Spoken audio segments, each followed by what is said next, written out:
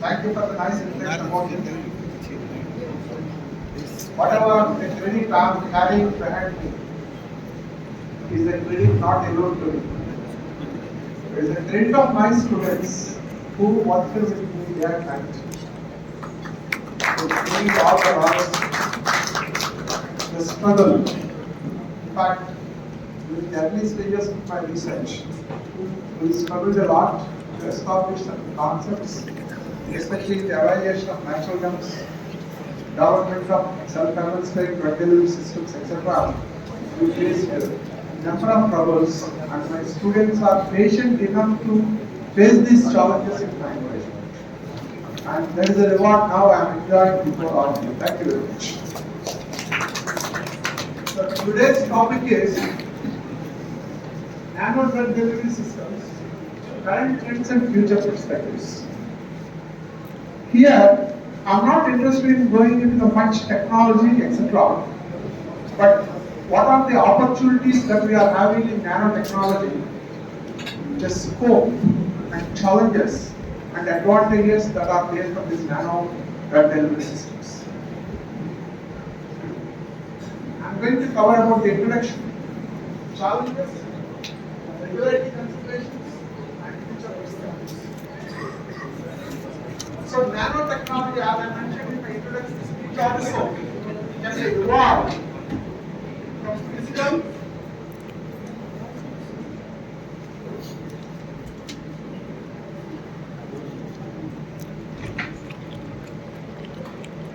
chemical and biological sources. So we can make the nanotechnological preparations by using any of these sources. One thing I would like to tell my young friends here is, earlier whatever you do, it is your will in research. But now, everything is under the regulatory perspective. That means we need to follow the rules and regulations. So, European Union has defined the definition of nanotechnology. It is a nanomaterial that refers to a natural, incidental that occurs accidentally or willfully, or manufactured by using certain materials, either in an unbound state or as an aggregate, wherein one or more external dimensions in the size range of 1 to 100 nanometers per greater than 50% of the particles, according to the number size distribution. I hope my gathering consists of the students from B.Pharm and M.Pharm. Of course, faculty are part of it, are not part of it. So here, I told you one important thing in my introduction, that application of the subject is very important. So if you critically examine this definition, you are coming across a word called as number size distribution, which you might have studied during your physical pharmaceutics microservices chapter with very little emphasis. There are two types of distributions for size. One is the number size distribution, the other one is weight distribution. So European Union specifically mentioned it is number, not the weight. So unless you differentiate it very clearly, the total definition is a criminal list. So how minute it should be your learning, that's what I want to emphasize here. So what is the significance of these nanostructures? So if you just look at the scale which I am presenting here, starting with 10 micrometers to 1 angstrom, there are different biomaterials that are being covered under this particular scale. Human cell around 10 micrometers, bacteria around 1 micrometer, and our interested scale is between 10 nanometers to 100 nanometers, where they are comprising the antibodies and viruses. So we are interested in targeting to these types of systems with our nanostructures. And below that we have the proteins, DNA, water molecules, etc. the different size ranges below the nanostructure range. Why we are interested? Because nanostructures are advantageous for their comparable size with the biomolecules which we are interested. Surface area of these nanostructures is extremely large relative to the volume. Again, the micrometrics chapter. Less the size, more the surface area we study, but we ignore it at the time of learning. Geometric ornament, which is very important for application. So if you take a 10 nanometer size silicon nanowire, 10 nanometer is the size of a particular silicon wire, and if you compare it with, it corresponds to approximately 40 atoms in our water. So if you take the square of one 10 nanometer square, that means 10 nanometers width, 10 nanometers length, the total area is 100 nanometers. So if you can compare this area, about 10 atoms are going to be associated with one of the nanoparticle size. That means the contact points with the atoms is very, very high in the nanostructure. So if you extrapolate that,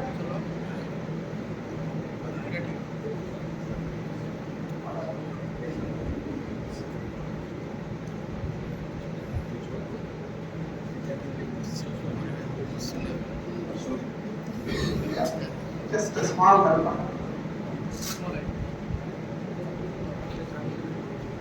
Keep this number.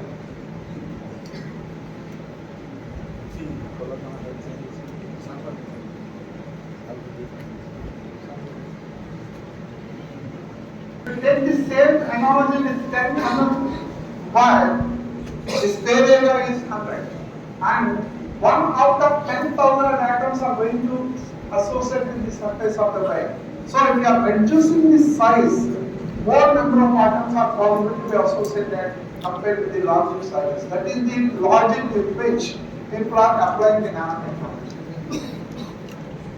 How we can classify? There are different classifications, but basically we can take like this: nanocrystals, polymeric nanoparticles, liposomes, micelles, tetramers, mesopores nanoparticles, inorganic carbon nanotubes. So first and foremost is nanocrystals. The nanocrystals are very advantageous because carrier-free drug particles. All our nanosystems are composite other than the parent ingredient, some extra excipients. That's why there is a chance of some drug interactions. But nanocrystals, the advantage is they don't contain any carrier other than the parent drug. So by reducing the size of that particular drug, by using the advanced techniques like high pressure homogenization, precipitation, spiral milling, etc., the nanocrystals can be synthesized. And by making these nanocrystals, we can have one more advantage is changing the crystalline surface. That means the property of the crystals can be altered.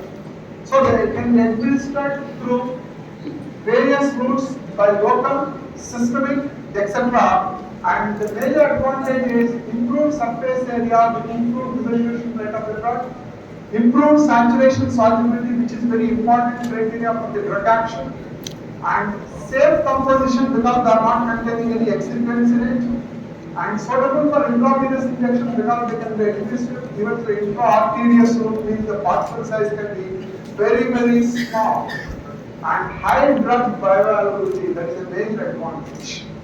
And if you look at the success stories way back from 2003 itself, there are manufacturing commercial products. I'm talking only the commercial marketed products, not the research products. So from 2003 itself, Merck is making an anti-emetic for cancer chemotherapy in the form of nanocrystals. So this is the success. Then polymeric nanoparticles. They are prepared as nanospheres or nanocapsules.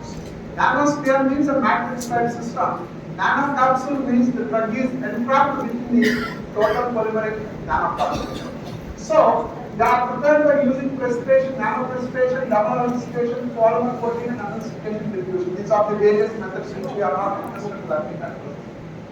So the advantage, they can cross the blood-brain barrier very efficiently.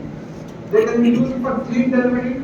They can be used for cancer chemotherapy or oral bioavailability enhancement. These are the advantages. And the administration may be infusion, injection, or through oral injection. and they can be tuned to the characteristics for which we are interested. That means we can prepare the polymeric nanoparticles as per our interest. That is a major advantage. And they can be carrying multifunctional agents. That means the same polymeric nanoparticles can incorporate with different types of drugs into the same molecule. And improve thermodynamic stability compared to the liposomes that are highly stable. And deep penetration to cells and tissues, that is a major advantage. And again, 2002, I think even 94, that's the first success story of the polymeric nanoparticles. These are all marketed by the different companies. Liposomes, as part of your BPharm, you will be reading a lot about the liposomes. I'm not interested in going to the clinical aspects. So liposomes may be conventional, pegylated, or ligand targeted, or multifunctional, which is called as agnostic liposomes.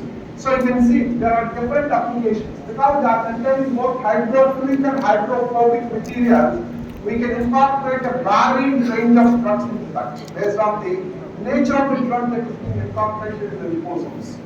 And they can be used for passive targeting of the drugs, especially the pegylated liposomes, which are called as the stem liposomes, by protecting them from the endocytosis, such that we can target any tissue of our choice by preventing the degradation of the liposome in the body. So these are the different applications. And you can see their applications, they started way back from 1995 itself. Doxil is the most successful story. Then comes micellar. But liposomes, the problem is their stability.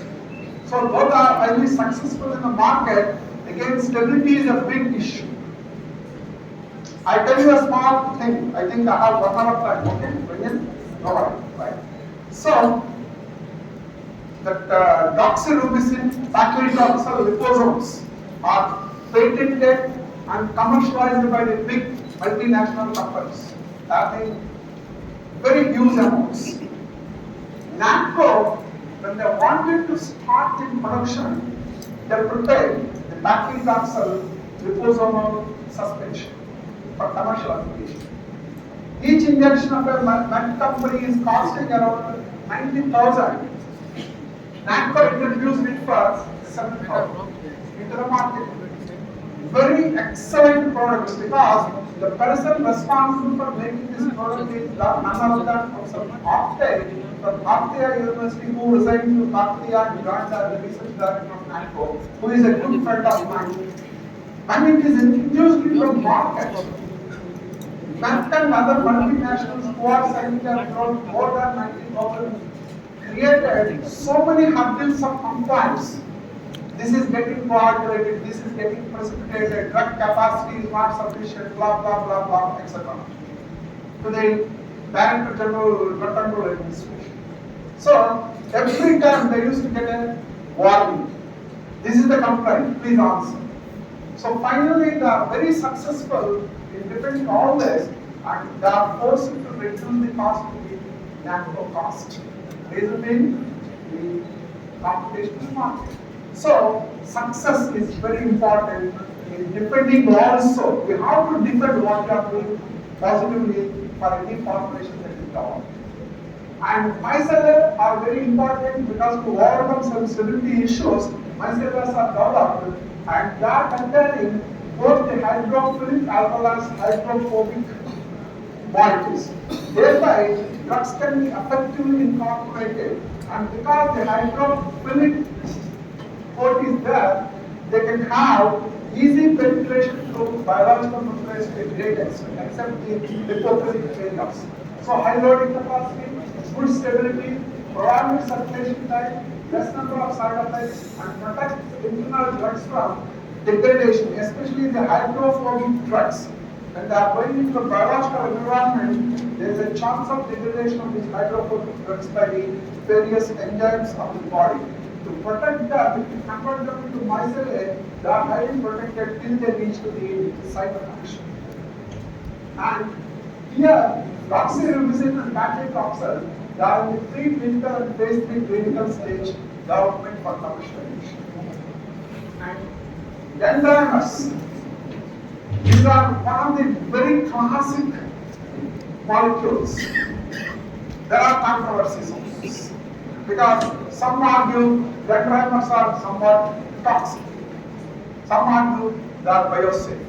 So there is a controversy that is going on, but it is believed that dendrimers beyond fourth generation may be toxic, maybe not yet proved completely, not yet disproved completely. But up to third generation, people believe that dendrimers are safe to be used.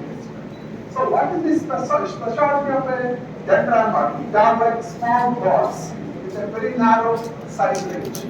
The major advantage of this dendrimer is the size.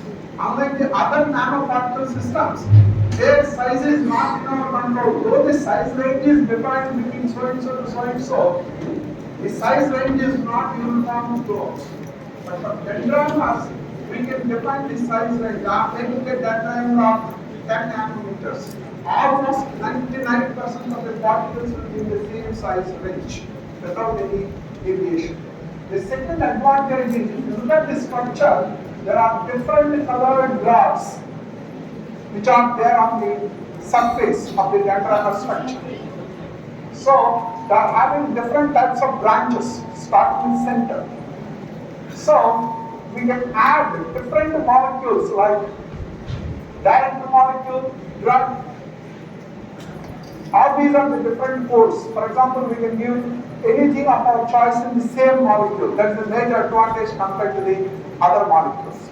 So, defined molecular weight, uniform shape, post-test entrapment properties, extremely low polar dispersity. What I mean to say is the size is uniform throughout.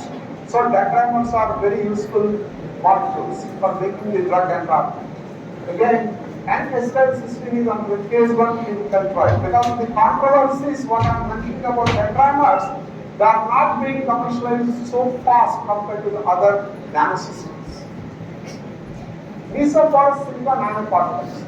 Because we all know silica is very abundantly available in the nature, and by using the various techniques, we can convert the silica into nanoparticulate system by using various approaches. And if we can incorporate the drugs into the silica nanoparticles, they are going to be highly efficient because of the high porosity of the silica nanoparticles. So, drugs are going to be very high loading. That means we can go up to even 80 to 90% of the drug loading compared to the other nanosystems. And good protection ability by keeping cargo molecules inside the pores, that means protecting the drug.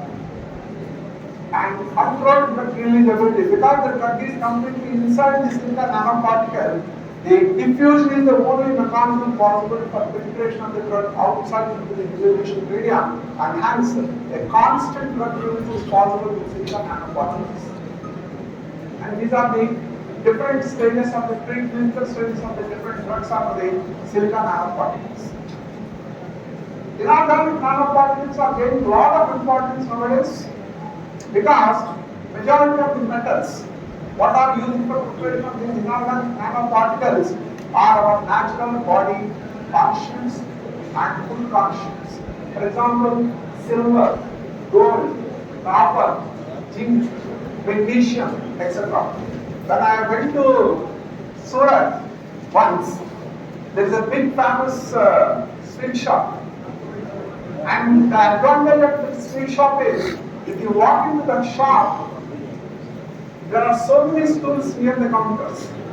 If you go near to a particular sweet counter and sit there without asking anything, the sales boy or girl who is there will take a small sweet out of the counter and keep it on the plate that is just on the table.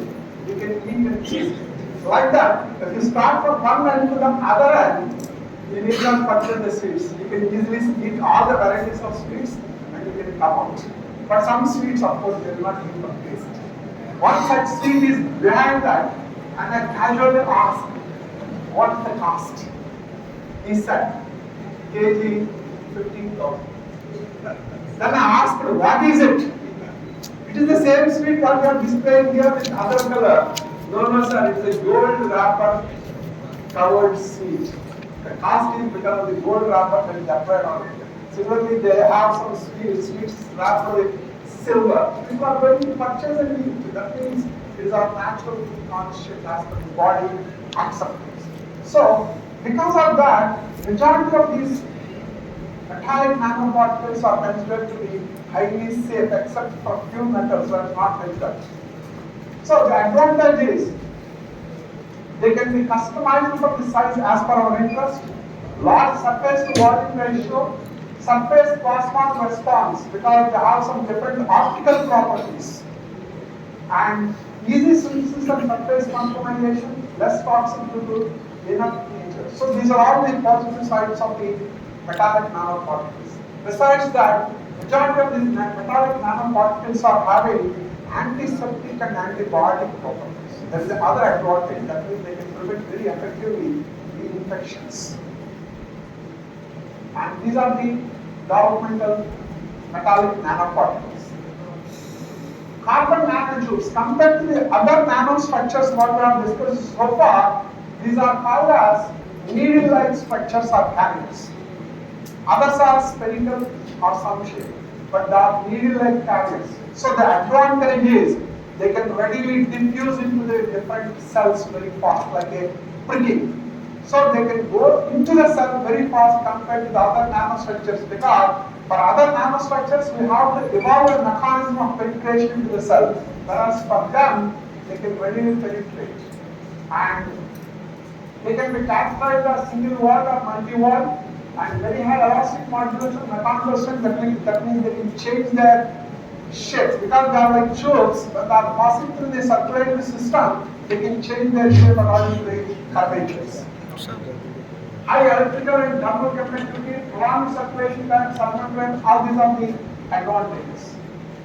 And this is also on the clinical development. Why we are interested in nanotechnology? Cancer therapy is the first and foremost field where nanotechnology is very vastly studied and applied. So, doxil, martigo, lipoflatin, bacteria, Abraxane, these are all the different success stories of this nanoparticle technology in the cancer therapy. So they are successful in making the studies. Almost all the studies concluded that giving the application of an anti-cancer drug for the cancer treatment is very efficacious in the reduction of the dose as well as reduction of the side effect. And outcome of the therapy is fast compared to the conventional approaches of cancer therapy. And applications in infectious diseases. For example, these are the success stories. For example, amphotericin B liposomal formulations. In fact, one of my students who worked with me and also at the University of Ohio, he developed amphotericin B liposomal suspension for treating the visceral leishmaniasis. And multifacetin is another drug which is also used for treating the visceral leishmaniasis. We call this as orphan disease. People are not interested in making the drugs for this disease because the number of patients are very less, and as per the government rules, orphan diseases drugs are to be sold at a very cheaper price. So no company is ready to make the drugs. Amphotericin B is a very costly drug. So he is from Ethiopia actually. He did his PhD. So he developed this amphotericin multifacetin liposomal formulation, and we found that the therapeutic efficacy of this liposomal formulation was almost 6 times more compared to the regular liposomes what were prepared by earlier researchers. It is a very successful story, and now he is working on doing some commercialization of the same product in America. That is the success story. And this all happened during the COVID pandemic. In fact, we could not complete part of our research because of the COVID. But after that, now he is continuing his research further, and he is planning to do something for his countrymen also, because leishmaniasis is very high in Ethiopia. And if you go to Calcutta, leishmaniasis is very high. Some parts of Calcutta, where the leather industries are very prevalent in Calcutta, and lead industries, which is some areas, I don't know the exact names, but the leishmaniasis, and similarly in Mumbai, Bargarh area, leishmaniasis is very high, and people are suffering a lot with this problem. And autoimmune diseases also, this application is very, very high. But, and we will study the cardiovascular diseases and people have developed the nanosystems for thyroid lab, thyroids, liposomes, etc. Neurodegenerative diseases, especially research is very highly concentrated on these neurodegenerative diseases like Alzheimer's, Parkinson's, epilepsy, etc. for the nano applications.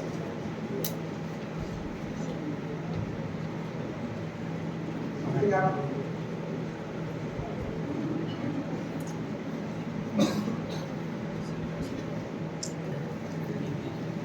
Yeah.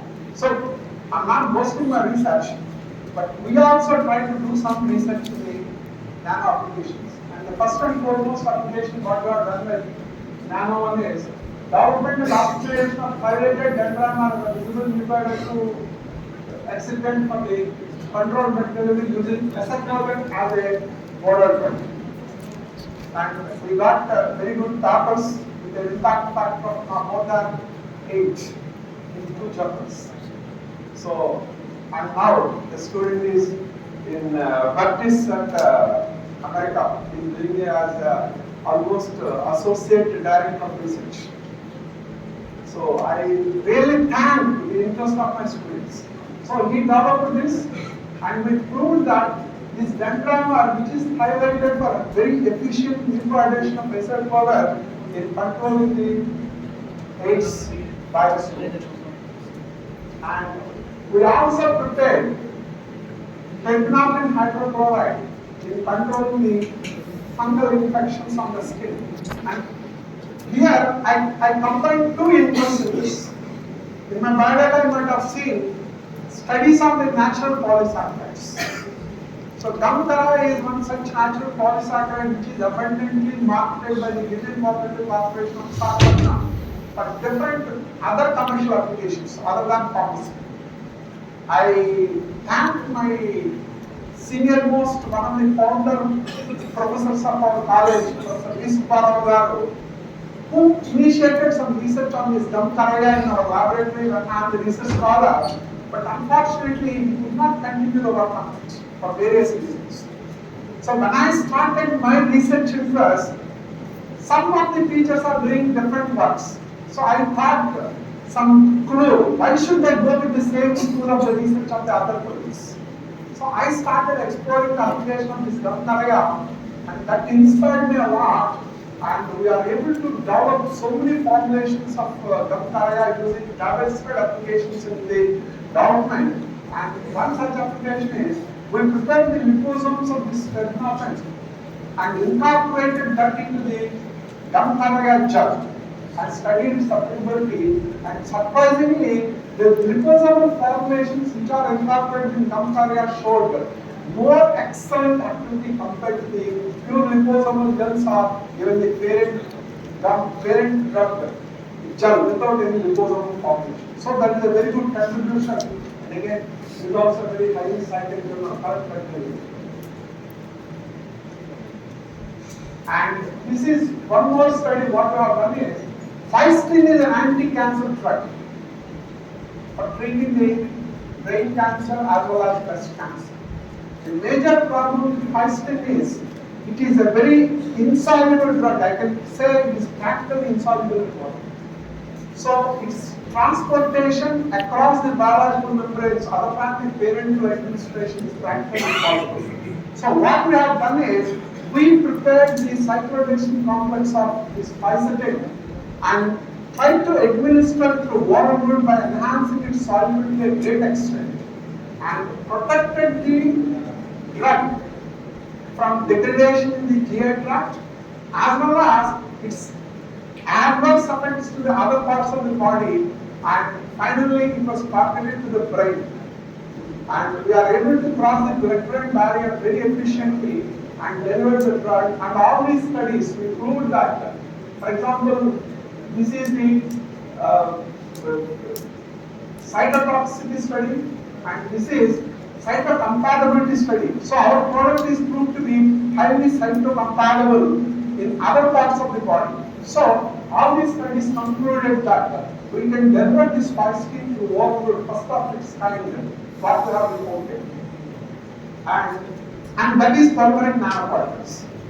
And we also developed the metallic nanoparticles of silver, gold, and zinc. Here our interest is not for preparation of the metallic nanoparticles, but we will be preparing these metallic nanoparticles by using some antioxidants. And majority of these antioxidants are highly corrosive, are somewhat toxic to the body if the concentrations are crossing these central limits. So we identified that ananas squamosa, sitafal, the leaves, we extracted the flavonoids from these leaves, and these natural flavonoids of extracts, aqueous extract, we use it as an antioxidant. Sorry, as a reducing agent for preparation of the metallic nanoparticle. So without any synthetic reducing agent, we prepared the metallic nanoparticles using this ananas squamosa leaf extract, which served as a reducing agent. Besides, a capping agent means stabilizing the metallic nanoparticles that are prepared. So it served both the purposes, and we evaluated the nanoparticles that are prepared, and we found that these nanoparticles are containing very good antibacterial, antiseptic activity against the different organisms, and they are having very good wound healing activity also in comparison with the established antibiotics. So these are the papers that are published. So what I would like to emphasize here is, we have the technology at our fingerprints. We can do research, but at the same time, when we are doing the research, proper interpretation of the result is very, very essential. And the success is very much dependent on the concept with which we are developing a dosage form. The target to which it is being addressed have to be defined very clear. And approval is another big issue for us, which I am going to discuss at the end of this slide. And the negative side, you look at this example. BINB 014 is an anti-cancer nanomedicine made up of docetaxel coated polymer with targeted ligand. But I have done the initial screening and development, and in the preclinical stages and in the small clinical trials that gave excellent results. That are going for the commercialization, they naturally have to go for more number of human volunteers. And when they are going for the more number of human volunteers, this study failed very miserably. All the previous reports are completely nullified. So the total project was shelved. Johnson & Johnson, they developed a prostate cancer drug formulation, which is a nano formulation. The initial trials up to phase 1 are highly successful, because again he is also my student working there on the same project for the clinical trials, and the success story he used to share every day with me, of course, because he is my student and he knows that I can keep him out of confidential. But now recently he called me up that they have gone for phase 2 clinical trials before the final filing. Majority of the results what they are getting are 100% negative. So Johnson & Johnson is taking their head how to come out of this problem, because they invested about $100 million on this project. So why I am giving these negative side examples is, sometimes we have to face the challenge. So at the same time, what we have to take is, somebody should be a scapegoat. While traveling in the morning, when I came back to Barpali, one of my students, who is the Associate Director of Formulation Development, gave a message: "Sir, I lost my job. Pfizer closed the operations in Chicago, and I am jobless from yesterday." Suddenly. So sometimes we have to be ready for it. Not only this example, some of my friends who are very senior positions are given termination notices without a cause, without a cause. July 31st, I got a beautiful mail from my colleague, my classmate, saying that he's so happy because his director gave the drug metabolism and pharmaceuticals. A big company, Bargarh, one of the big generic company of America. On 1st August, boss, I have no more with that company. See, he is on board for 4 years. No other company is ready to give him a job because director, DMPK of Bargarh is such a big position. If he goes to other company, they say that no, sir, you are such a big man. How can we give a job to you? So these are the challenges one should be ready to face. One should be ready to. Now he is again with another big company or its director. That is a different story.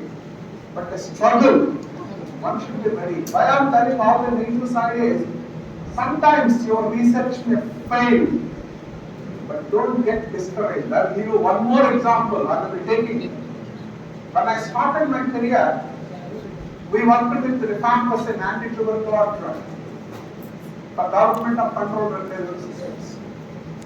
Microcapsules is my favorite topic because that is my PhD topic. My student is also working with them. We are very happy to develop the microcapsules very quickly, no doubt. But when we are doing the drug release studies in vitro, after 2 years, 2 hours of study, we are not able to estimate any drug of rifampicin in the dissolution region. Up to that, the readings are perfect. We struggled for 4 months. I also sat with my student. I never had any suspicion about my students' capabilities. But I also sat in the lab to observe. After 2 hours, the sample value, SA value is dropping very drastically, and after 3 hours, there is no drug. Then, we have gone to the library. In those days, there is no internet. We have gone to the library. And when we are checking the USP where the drug is official, while reading the dissolution method very carefully, they have written one sentence. If you look at the Indian pharmacopoeia or British pharmacopoeia or any pharmacopoeia nowadays, for certain drugs, what they write is, perform the dissolution of your drug and run another sample with pure drug and with similar conditions in the same dissolution apparatus and compare the absorbance of these two and calculate the percentage of drug release. If you are keen in reading the dissolution methodologies of the drugs, you go and check it in part. This is written. Like that for rifampicin also, it was written. Then we got the suspicion. In those days, it was a rare statement. I started checking. Why this fellow is giving like this? Because rifampicin is a colored substance and it is measured at a wavelength of around 490 nanometers using visible spectroscopy.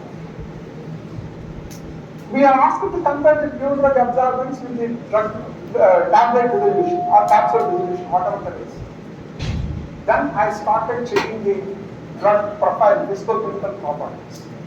It was clearly mentioned that rifampicin is highly unstable drug in the liquid state and it gets oxidized very fast. Hence, there is a degradation. Then I got the clue. Yes, something needs to be done for this. So what I thought is, we added ascorbic acid as an antioxidant to the dissolution medium. And when it is added and drug dissolution is tested, there is no degradation of rifampicin up to 12 hours. 0.2% of ascorbic acid to the dissolution. There is no degradation, we are getting perfect absorbance values. And we have done some studies, I think whether you are doing it or not as part of your experiment. Unfortunately, we are not serious in doing experiments in the present situation. I am not blaming anybody here. We don't need to comment, but still. But in our days, we are forced to do the reaction kinetics as part of the physical pharmacy experiments. So I remember my physical pharmacy experiments, and we have done the reaction kinetics of rifampicin under different sets of conditions.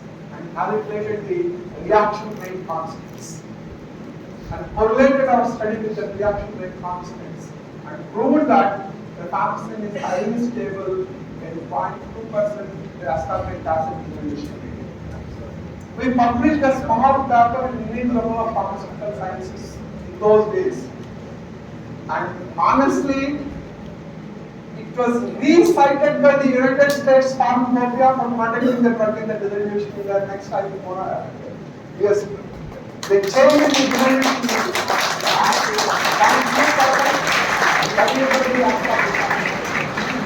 So why I'm sharing the success story is, don't get discouraged with your negative results. All your negative results are the stepping stones for your future research inventions. Provided you have the patience. You have the patience, not the knowledge. You have to analyze why I am failing, why I am failing. Once you start that analysis, next time it will be a success story. Right? So, we have to bridge the gap between the laboratory products to commercial products. Then only that is possible. Why? Because if you look at any nanoparticle paper that is published, you yourself will get a doubt. The dose of the drug is 100 mg, but this fellow is introducing only 5 mg into the nanoparticle. How can you correlate this 5 mg to 100 mg? The failure starts there. So please be careful while scaling up your product to the original dose of the drug. What are the challenges we have to face while developing the nanoparticles? First and foremost is physicochemical characterization. Then biocompatibility and toxicology. Because when you are administering a nanoparticle, they may be going to the very small parts of the body because they will be all through circulating into the along with the blood stream. So there is a chance of blocking some of the blood vessels which are very narrow. Pharmacokinetic and pharmacodynamics, which are quite different from the general pharmacokinetics and dynamics of the ordinary drugs. And process control and scale up, the last but not the very important parameter. So physicochemical characterization, we need to understand what is the particle size, shape and size distribution, aggregation, blah blah blah. So we have to use some advanced techniques compared to the conventional approaches. For example, zeta potential, which is very important. More the size reduction, more the surface charge that is going to be developed. More the surface charge that is going to be developed, more the agglomerations we are going to observe from the nanoparticles. So by measuring the zeta potential only, we can stabilize a nanoparticulate system very comfortably. So zeta potential measurement is very important. Body dispersity index, that means distribution in the size. More the variation in the size, more the chances of problems. So we have to have uniform size. So all these are very important. So the counting methods, what we are going to use for the nanoparticulate systems are very advanced, like transmission electron microscopy, high resolution, scanning electron microscopy, cryosome, atomic force microscopy, and particle tracking and analysis are some of the methods. So these are highly advanced and very costly.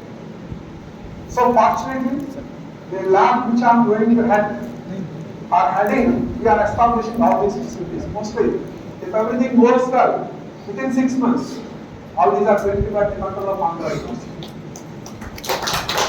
And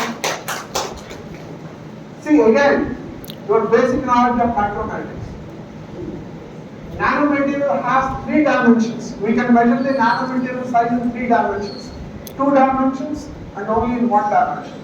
So, what is the nature of the dimension? How we are measuring the size is also very important. So, you should understand the structure, like a particle, quantum dot or halo sphere. All the 3 directions you have to measure the size. If it is wide, we can measure only in 2 dimensions. Or if it is a film, we can measure only one side. So all this basic knowledge of your microanalytics, you should remember. Sorry for making you all the time like this, but this is very essential. Basics. More strong in your basics, more strong you will be in your research. And for example, when we are doing all these size analysis techniques, some of them are subjected for high shear and forces. So some of the nanoparticles may be damaged. For preventing the damage, the solution is cryosun, where dehydration and other problems can be avoided. Ensemble methods, these are combination methods where we are using methods like dynamic light scattering, small angle X-ray scattering and X-ray diffraction, etc. So these are the techniques which are going to give some insight into the physico-chemical properties, chemical structure, physical nature, etc., like crystalline, amorphous, etc. And we need to separate these nanoparticles based on the X-rays sometimes. So we have to use techniques like field flow fractionation, analytical centrifugation, or differential electrical mobility analysis are the techniques normally used for separating the interactions of different sites. And integral methods are also used where PET absorption isotherm, how many of you remember? Can you raise? Have you heard about PET absorption isotherm? Very few, which you will read in your physical pharmacy during second year, but the equation, PET equation is such a big and lengthy, let me leave this in the choice. Right? Why should I remember? Hardly 4 to 5 marks, I will leave it in the choice. But this PET will hunt you when you go into the advanced levels. Right? So, electrophoretic light scattering technique. So, I'm not frightening you, technology-wise. But nowadays, for doing any advanced research, you need to have the advanced research. When I'm looking at the configuration of LC-MS for purchasing from Andhra University recently, for which we finalized the specifications and tenders, the cost started from 60 lakhs to 4.5 crores. The same instrument, but the configuration, capabilities are so variant, it is mind-blowing. So for understanding all those things, we should have some basics. Or we should learn those basics once again. So advancements are also essential for equipment and capability of handling the equipment. For example, if somebody gives me a flip Samsung model, sir, you can use it. It takes me almost 2 to 3 hours for knowing what is the Samsung flip model. Though I know something about mobiles, I am very poor user of the mobile. So I am not interested in knowing the technology. But once it is given to me, I should be able to handle it, right? So I should undergo some basic training of using it. So similar is the case with all this equipment. We may use them, but we need to undergo some basic training of using it. For that, what is LC, what is MS, what is a detector, what is e-jet, all these things should be known to us, which are learned by you on the basic process. Biocompatibility of the nanotechnology. These are nanotoxicology because, as I told you, these nanomaterials are going to penetrate into different tissues by their circulation. So, how they are going to be deposited, how they are going to cause the damage to the tissues, all these are to be studied very critically.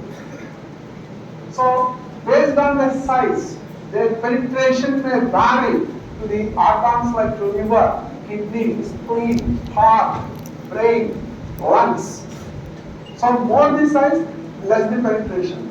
Less the size, more the penetration. So, we have to forecast what is the size and how they can penetrate to the organs and what is their effect.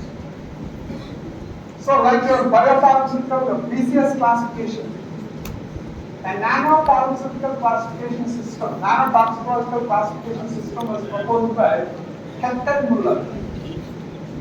Here you can see the symbols of profit, red, yellow, yellow. There is no green. For nanotoxicology, there is no green light, there is given only red and yellow. So first yellow is size above 100 nanometers with biodegradability. That means he classified the nanosystems by using two characteristics. One is the size, the other one is capability for biodegradation. So size above 100 nanometers with biodegradability, it is the class 1. Size above 100 nanometers with non-biodegradability is class 2. And size below 100 with biodegradability class 3. And size below 100 with non-biodegradability class 4. So we need to avoid this class 4 type of nanosystems compared to class 1 or class 2 or class 3. So pharmacokinetics and dynamics are very important. There is a general thumb rule when we teach biopharmaceutics. Some of the researchers may say that biological properties change with my control material. They say that there are big zero in control material development. Sorry for making this statement. The biological pathway is defined as the time taken for reduction in the concentration of the drug from the initial concentration to 50% of the initial concentration after the absorption phase is closed.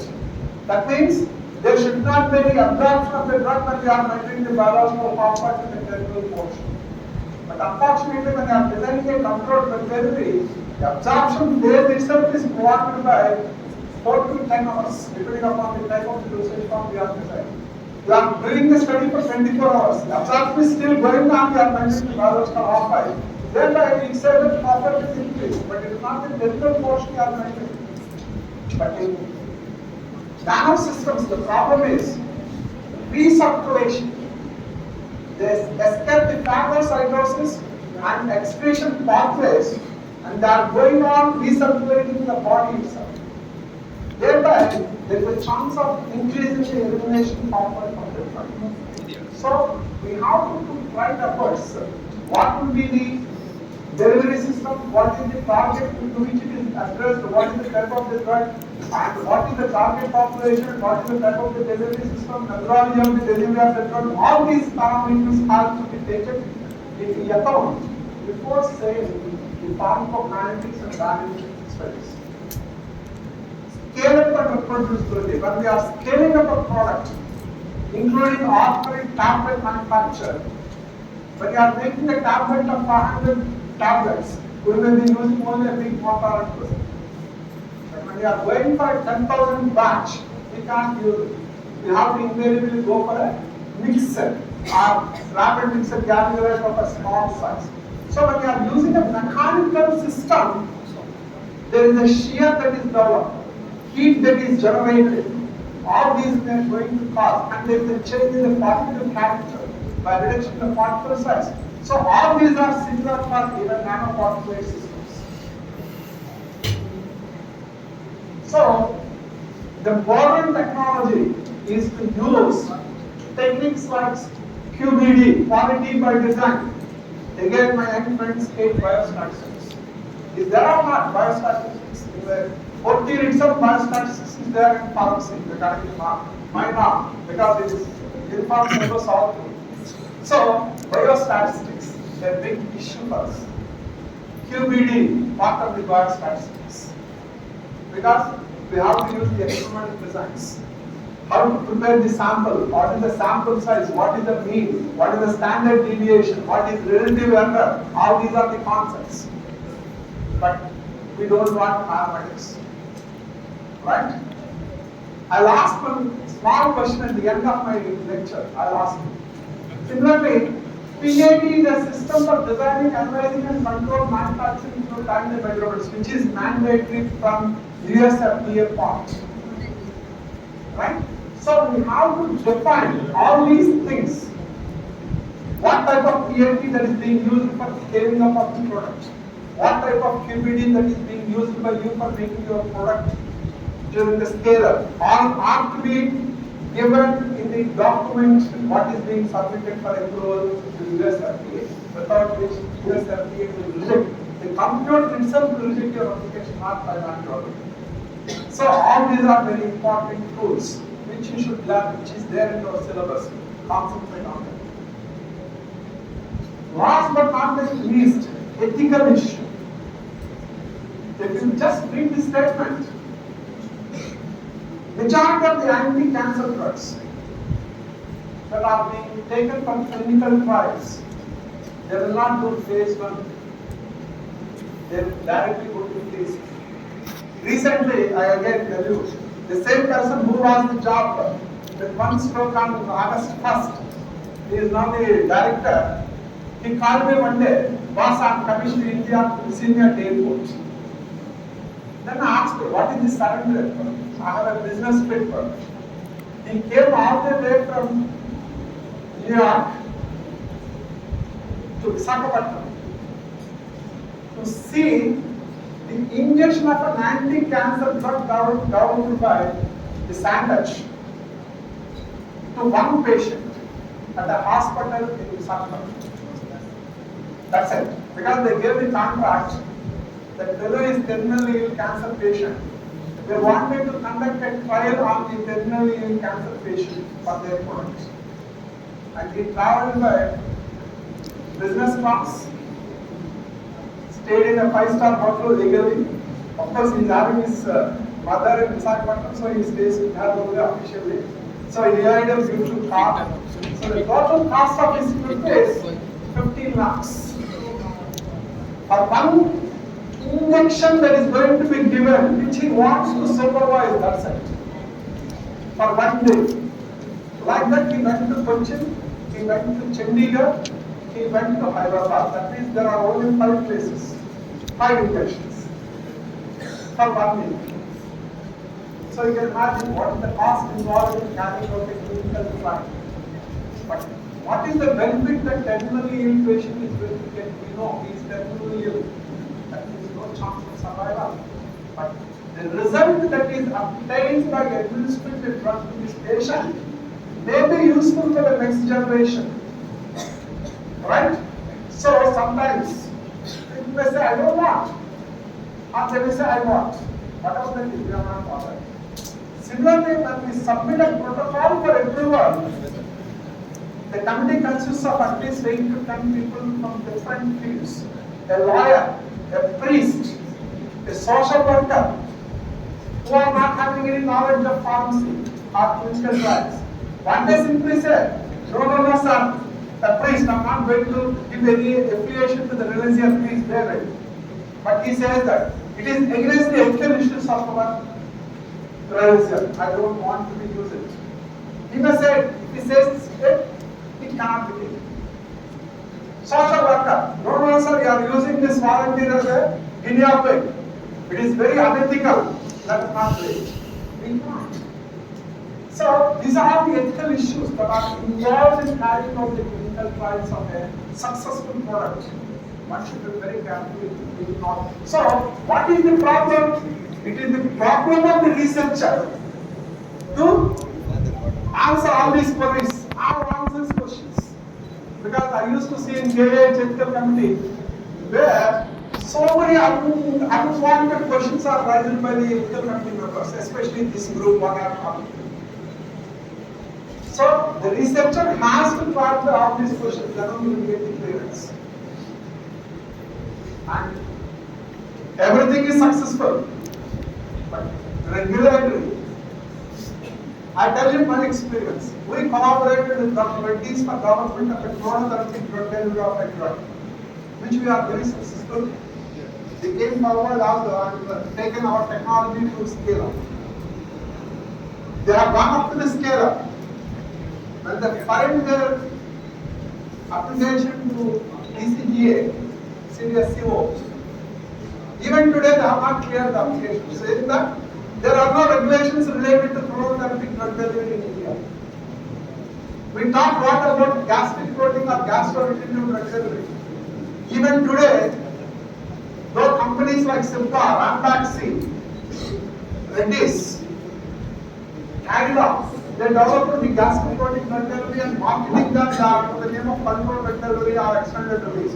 But they are not gastric protein because the law is not allowing the classification of gastric protein. ciprofloxacin, propyl hydrochloride. There are products in India, I know it, but they are not GFPDs or GRPDs because law is not allowing them. So regularly.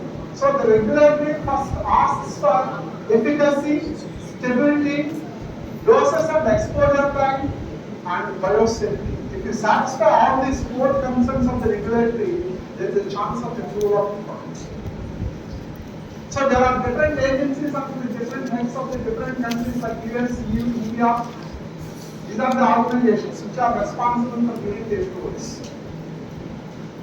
And in India, though the other countries like European Union and US, they have these regulations in force since long. But India, they gave the directions for the evaluation of nanopharmaceutical systems in October 2009, approved by the government of India. And according to that, they are given four categories. Category 1, drug is new, carrier is new. That means the carrier is not established, drug is not established. So we need to fulfill quality, safety and efficacy as specified in the second schedule of the New Drugs and Clinical Trials Rules 2019. Again, forensic pharmacy or pharmaceutical principles. One of the boring subjects for my young friends. Right or wrong? Drugs and Cosmetics Act. Import of drugs. Narcotic and Psychotropic Substances Act. Excise Rules Act. All these are the acts which you are forced to read. But unfortunately, you face the same problem. I don't want. I passed this subject. I completed forensic pharmacy or pharmaceutical. I passed it. But one important thing I will tell you, ignorance of law is not an excuse. Please remember that. Ignorance of law is not an excuse as per Indian Constitution or any constitution. So being a pharmacist, if you don't know what are the contents of the Drugs and Cosmetics Act, I'm sorry, you are not a pharmacist. So please be aware of all the acts that you have studied and get yourself updated, because you read a book which is published by Mittal in 1970s. Same old book, but now the regulations are changed to 2023. So draft CDSCO, draft guidelines of Drugs and Cosmetics Act was uploaded in CDSCO website. There are so many changes, so you have to update yourself, right? So second one is independent studies for assessment of safety performance of such care may not be required because the carrier is what drug is. Here, drug and carrier approved in other countries but not in India. We can have the supporting regulations. Drug is approved, nano carrier system is used. Then we have to do the safety of this nano material, then only the drug product is used. And so we have to give all the information in the form of this particular format, like introduction, pharmaceutical information, all these things. And once this data is submitted, the government is going to approve a nanopharmaceutical system. And so, future perspectives, I already told you in my introductory speech, I'm going to require the present dosage forms to a great extent. Over a period of time, you don't want to do it. So one should have all these things in our mind to come out of these issues. And this is about personalized medicine. And my opinion says that we should come out of the box. So far we are confining ourselves to pharmacy. Yes, you are pharmacists, core pharmacists. But for development of nanotechnological systems, we should have a collaborative research with chemists, physicists, biomedical engineers, etc. etc. Then only the outcome, what is contemplated in the name of nanomedical research is possible. If you are in the same room We don't know what is outside. So please start the collaboration with different fields, and you can be a successful researcher in nanoparticulate systems. So this is my new slogan, Namaskaram, Mr. Thank you.